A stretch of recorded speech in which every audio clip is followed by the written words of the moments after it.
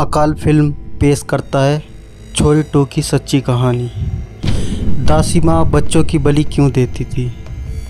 ये कहानी किसी फिल्म की नहीं, सच्चाई से ज़्यादा डरावनी है। छोरी 2 2021 की हिंदी हॉरर फिल्म छोरी का सीक्वल है, जिसका निर्देशन विशाल फुरिया ने किया है। ये कहानी साक्षी की डरावनी यात्रा को आगे बढ़ाती है, जो पहले अंधविश्वास और सामाजिक बुराइयों से जूझ चुकी थी। इस बार साक्षी को केवल आत्माओं से नहीं, बल्कि समाज की गहरी कुरीतियों से भी लड़ना है।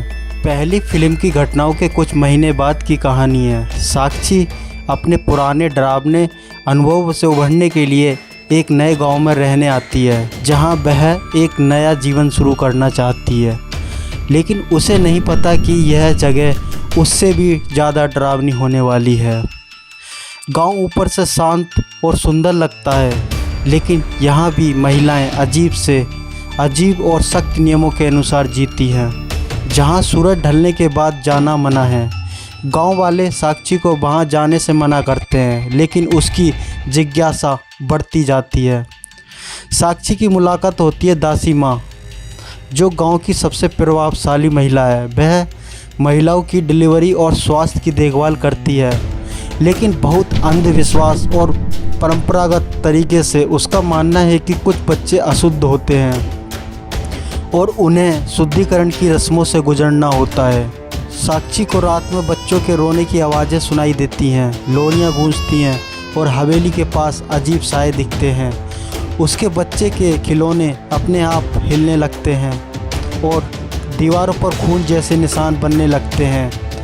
एक रात कोई बच्चा उसका नाम लेकर फुसफुसाता है। उसका अतीत फिर से लौटने लगा है। साक्षी हवेली के इतिहास की जांच करती है और पता लगाती है कि दासी माँ बरसों से नवजात बच्चों की बलि चढ़ाती आ रही है, जिसे वह शुद्धिकरण का नाम देती है। इन बच्चों की आत्माएं अब गांव को डराती हैं। गांव की महिलाएं इतनी डरी हुई हैं कि कुछ बोल नहीं पाती, क्योंकि दासी माँ का गांव पर गहरा नियंत्रण है।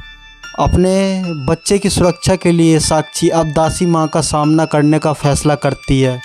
दासी माँ उसे धमकाती है कि अगर वह परंपरा के खिलाफ गई तो उसका बच्चा भी बलिदान बन जाएगा। अब साक्षी के इमोशनल संघर्ष के साथ साथ आत्माओं की गतिविधि और डरावनी हो जाती है। हवेली में फंसा हुआ देखती है, जहाँ मरे हुए बच्चे उसे खींच रहे हैं।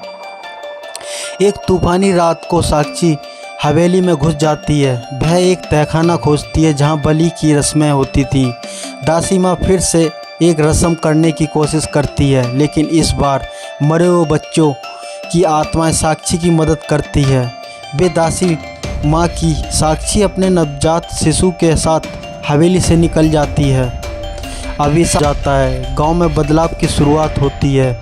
महिलाएं आवाज़ उठाने लगती हैं और पुरानी परंपराएं धीरे धीरे ख़त्म होने लगती है। साक्षी अब केवल एक सर्वाइवर नहीं, बल्कि साहस और बदलाव का प्रतीक बन जाती है। तो कैसी लगी आपको ये कहानी, हमें बताएं। और इसी तरह की कहानी और चाहते हैं आप तो हमें सब्सक्राइब करें। क्या दासी माँ सच में बुरी थी? कमेंट करें।